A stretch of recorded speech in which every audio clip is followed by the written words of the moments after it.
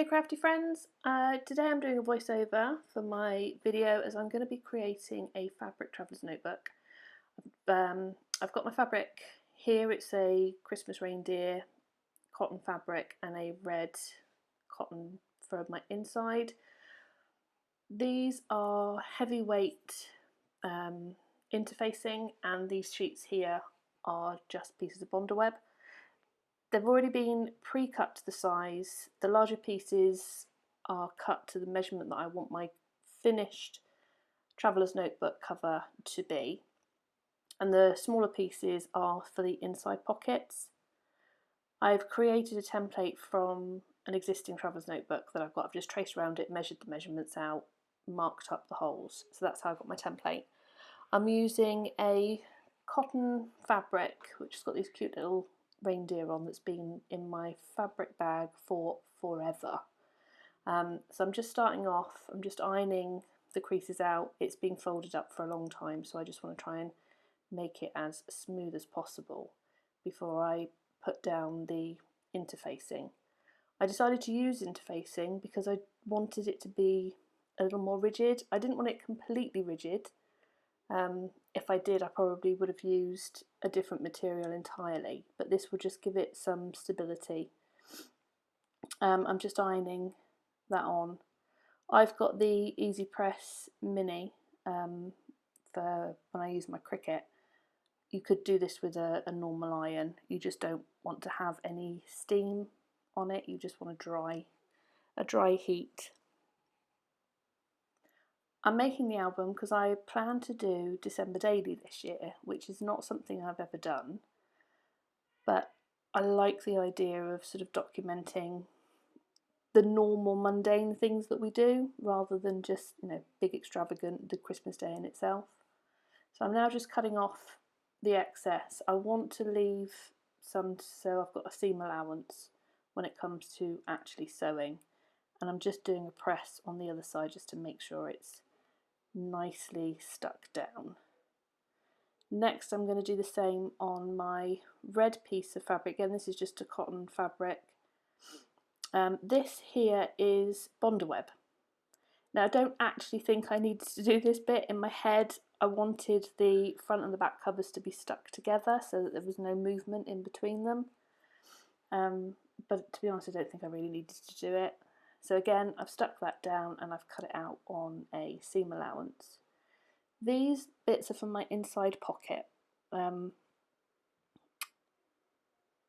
It's exactly the same process. This is the interfacing going on because I wanted the coordinating fabric on the inside, and then the inside of the pocket is going to be the red fabric. So that's going to have the Bondaweb on top. You can see when it sticks to it quite nicely because it goes a little bit darker.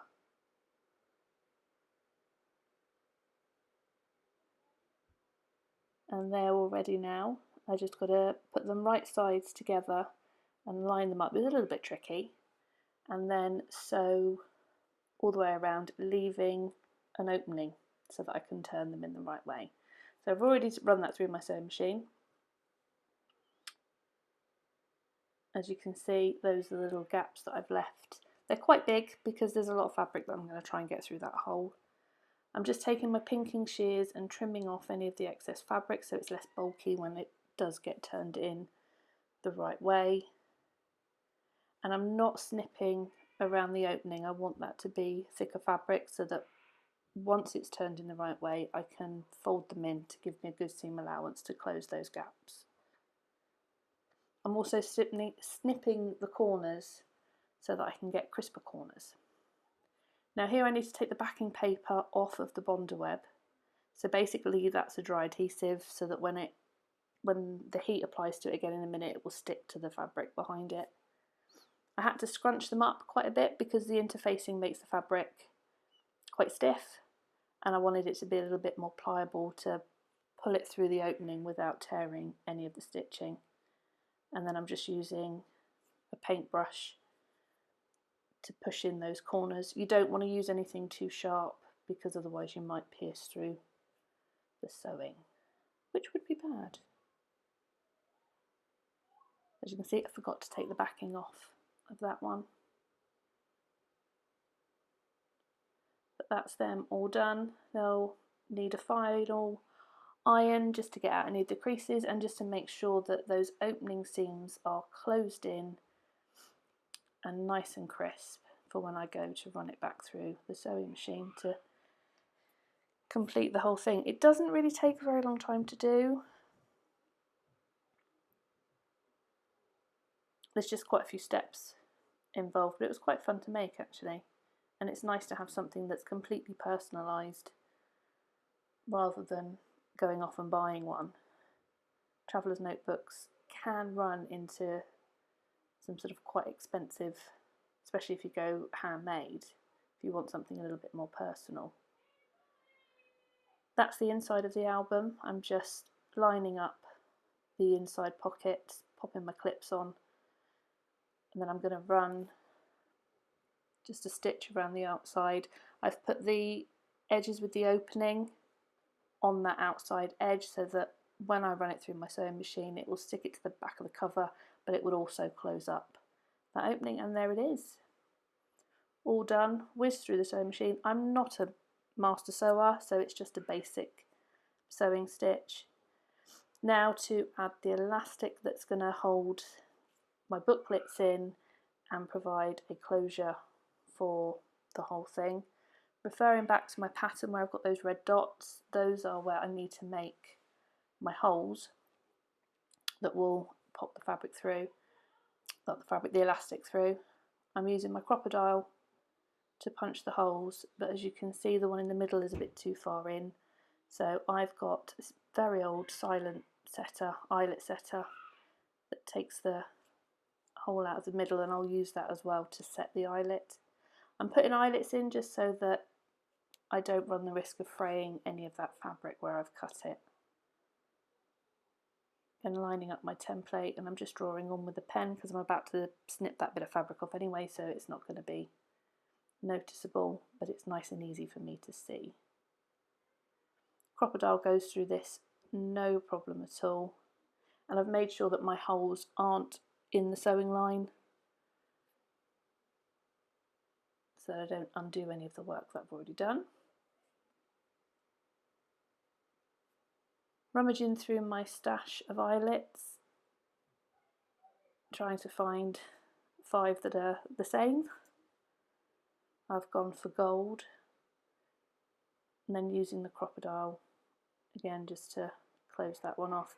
I was actually a little bit disappointed with how some of these closed. It sort of crumpled up the back rather than giving it a nice clean squish. The eyelet setter did a much better job in my opinion. Now this is 1mm elastic thread that I just picked up off of eBay, and I'm just measuring up so that I have 4 lengths that will go through the album, and then poking them through the holes, and then I have to tie off in the middle. This bit was really faffy because I wanted to make sure that I had the elastics taut enough to hold the booklets in place, but not so taut that it was actually pulling the cover closed. And I finally succeeded in getting it the right sort of tautness that I wanted, but then realised that the knot was going to be down one end, so I had to fiddle and faff a little bit more. I'm using my reverse tweezers to hold the first knot so it doesn't escape me. And snipping, and that's all done. So that's how the booklet will fit in. I'm not using those ones, I'm going to make my own. So now I'm just measuring up twice the width of the album. I'm only tying a really loose knot at this point while I thread the bit through, and then as you can see I'm going back in and making it a little bit shorter because I didn't have it tight enough. And that's finished. Pretty impressed with it, to be perfectly honest. Definitely worth doing, and I will make more in the future. Just trying to straighten up those elastics so they're not twisted. So you can see it's got a bit of flexibility to it, but it's not floppy. And it's got those inside pockets that you can slip whatever you want into them, really. That elastic is loose at the moment because obviously it's not got any books in it yet. So now I'm going on to making the booklets. This is an Echo Park paper pack. It came with this sheet of stickers, and I've also bought another sheet as well. And then, as well as the double-sided paper, it came with these sheets that had sort of cut aparts on them, which I really like the idea for decorating. But once I removed those, I didn't have enough of the actual double-sided paper to make enough inserts for the whole of December. So I'm using this Papa Gnome paper set from Hobbycraft. So I'm just separating them out. I don't want any of the blue ones because there's no blue in the Echo Park paper, so I'm just picking out colours that will match with the papers that I've already chosen. And then just sorting through and working out which pages or which papers I want to make my booklets. I think I've got 6 pages in each, or 6 pieces of paper in each, which when folded, no, 3 sheets of paper in each, which when folded will give me 6 pages. And then obviously they'll be double-sided, so there's actually the scope of having 12 single pages in each booklet, and I'm doing 4 booklets in total to last me the whole of December. I'm just trimming them down to size, making sure that I do them in the correct orientation so that when I come to fold them and make the booklets, any images or wording goes the correct direction. I'm using my Fiskars cutting board not to cut but just to score because it's got that little gully in the middle. It's nice and easy to use that to score rather than getting my scoreboard out. Then I'm just folding everything over and giving it a nice firm crease with my bone folder.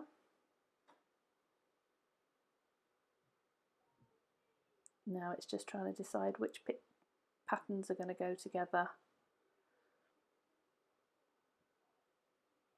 and constructing the rest of the booklet.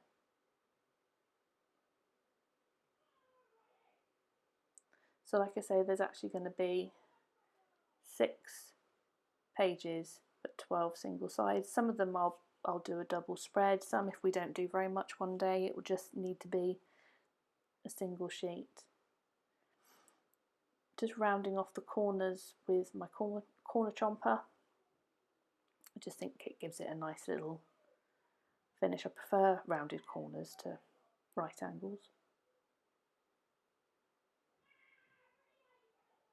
There's a few ways that you can actually bind the book. I have done a sew binding before, but I find it a bit fiddly. So I'm actually just using a stapler. You can use a long reach stapler if you've got one. I don't, and I didn't see the point of buying one. So this is just a standard stapler. I think I've had this since I was at school. And a piece of cut and dry foam. You just want something soft. I've opened the stapler out so that when I push the staples in through the paper, they're going to stay open. They're not going to meet that resistance and close up. So I'm just going to do 3 staples, top and bottom, and 1 in the middle, and I'm punching it into the foam, not onto my cutting mat.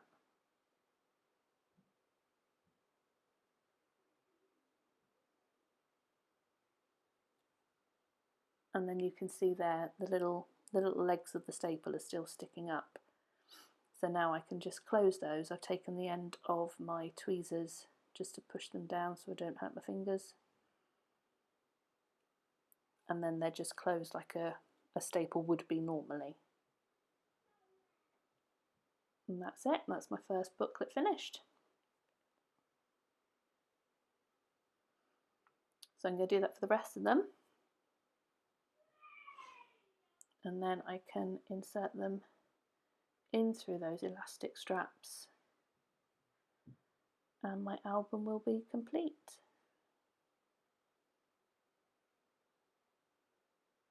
I've never done a December daily before. I've seen loads and loads of people on social media and on YouTube doing them, so I'm quite excited actually to do one. It's going to be my daughter's second Christmas, so she's 2.5, so she's really going to enjoy this one. So see, it's not very thick at the moment, but there's room for it to move. Another little overview. And that's all done, ready for December, ready to get decorating. Thanks for watching, hope you enjoyed it.